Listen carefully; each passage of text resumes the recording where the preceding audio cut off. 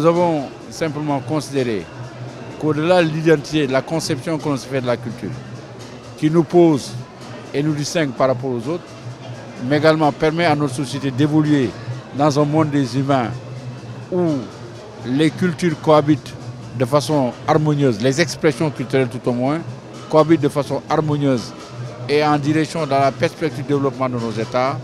Évidemment, aujourd'hui, nous avons pu, dans les différents intervenants, celle du représentant de l'UNESCO, celle d'Abdoulaye Racine, l'administrateur du musée, et dans ma conférence, montrer que cette identité était essentielle pour que nous atteignions les objectifs qui sont les nôtres en matière de développement économique et social. Nous avons également mis en évidence une problématique majeure, à savoir la culture doit être considérée au-delà de cet aspect patrimoine, mais considérée qu'elle est un levier économique, qu'elle est un support sur lequel nos États peuvent s'adosser pour atteindre de très grands taux de croissance à travers le pays. Le Sénégal, nous l'avons très vite compris et très tôt, depuis l'indépendance du pays. Nous l'avons consacré au plan normatif. Vous allez dans le préambule de notre Constitution, il est clairement dit que les valeurs culturelles sont le socle sur lequel repose le développement du pays. Ce n'est pas étonnant. Souvenez-vous que le président Senghor disait que la culture est au début et à la fin du développement.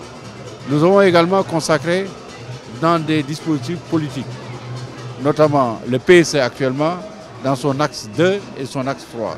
Axe 2 qui parle de capital humain, développement du capital humain. On ne peut pas développer un capital humain en ignorant le substrat que constituent les valeurs culturelles.